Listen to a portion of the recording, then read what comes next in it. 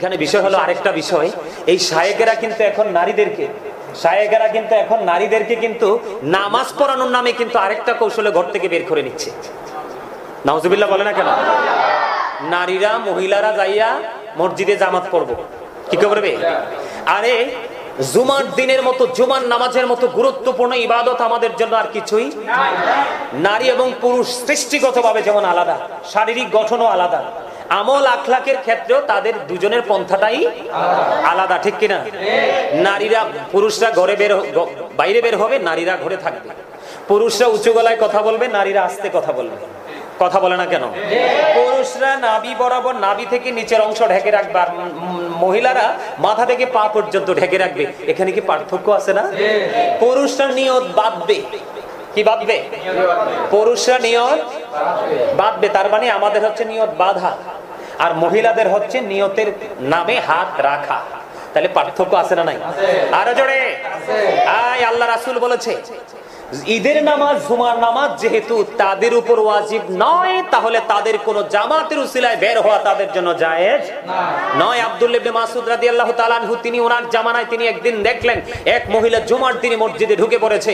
তখন আব্দুল্লাহ ইবনে মাসউদ রাদিয়াল্লাহু তাআলা আনহু তিনি সঙ্গে সঙ্গে ওই মহিলাকে ঘর থেকে, মসজিদ থেকে বের করে দিয়ে তিনি সঙ্গে সঙ্গে বলেছেন যে তোমার জন্য এই মসজিদ থেকে উত্তম হলো তোমার ঘরের অভ্যন্তর।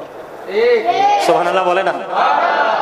একজন নারী তার ঘরের বারান্দায় নামাজ পড়ার চাইতে উত্তম হলো তার ঘরের অভ্যন্তর। তার মানে তুমি বারান্দাও নামাজ পড়তে পারবা না, এটার চাইতে উত্তম হলো তোমার পার্সোনাল যে রুম, সেই রুমে নামাজ পড়া।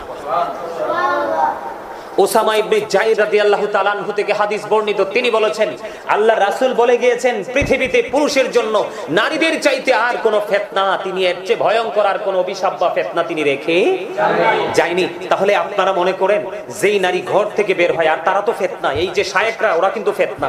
আমি যদি বলি বলবে আমি বড় কথা বলি বা আমি অহংকার করি। এই যে আমেরিকা থেকে, লন্ডন থেকে, পৃথিবীর বিভিন্ন দেশ থেকে, ইটালি থেকে, বাংলাদেশের বিভিন্ন জেলা থেকে হুজুর এই বিষয়ে কথা বলেন, হুজুর এই বিষয়ে কথা বলেন। অলরেডি আমি মহিলারা জামাত পড়তে পারবে কিনা? মহিলারা বাহিরে নামাজ পড়ার চাইতে তার ঘরে নামাজ পড়া 25 গুণ বেশি সওয়াব। আর জোরে আরেকটা মজার হাদিস, হযরত উম্মে হুমাইদ রাদিয়াল্লাহু তাআলা আনহা তিনি বলতেছেন, ইয়া রাসূলুল্লাহ, আমি আপনার পিছনে নামাজ পড়তে খুব পছন্দ করি। রাসূল সঙ্গে সঙ্গে বললেন, আমি জানি তুমি আমার সাথে নামাজ পড়তে খুব পছন্দ করো, কিন্তু তোমার আমার সাথে নামাজ পড়ার চাইতে উত্তম হলো তোমার ঘরে নামাজ পড়া। তাহলে আপনারা বলেন, এই সৃষ্টি জগতের মধ্যে আমার রাসূলের চাইতে দামি কে আছে? আমার রাসূলের চাইতে দামি সৃষ্টি জগতে আর কি কোনো সৃষ্টি আছে? কেউ নেই। আমার রাসূল বলে তুমি আমার সাথে নামাজ পড়ো না, তুমি তোমার ঘরের অভ্যন্তরে চলে যাও। ওদের কত বড় স্পর্ধা! ওরা নারীদেরকে বলে, আমি আমার মা বোনদেরকে বিনীত অনুরোধ করব, আপনারা হচ্ছেন ফুল। ফুল কিন্তু গাছে এবং ফুলদানিতে মানায়, অন্য কোথাও কিন্তু ফুল সুন্দর নয়। কথা কি ঠিক না বেঠিক? আমার কথা কি ঠিক আছে? হাদিস শরীফের মধ্যে আমি বলবো নারীরা হচ্ছে কি, আমি বলি নারীরা হচ্ছে ফুল, কারণ এখান থেকে কি আসে? পরবর্তী প্রজন্ম আসে, আসে না? আসে। আমি আমার মা বোনদেরকে বলবো, এই তথাকথিত শায়েখদের কথা শুনে মসজিদে যাবেন না। আজকে নারীরা ধর্ষিত হচ্ছে, নারীরা আজকে লাঞ্ছিত হচ্ছে, নারীদের শ্লীলতাহানি হচ্ছে, শুধু একটা মাত্র কারণ, তারা বেপরদাশীল ভাবে সময় অসময়ে তারা ঘর থেকে বের হওয়ার কারণে।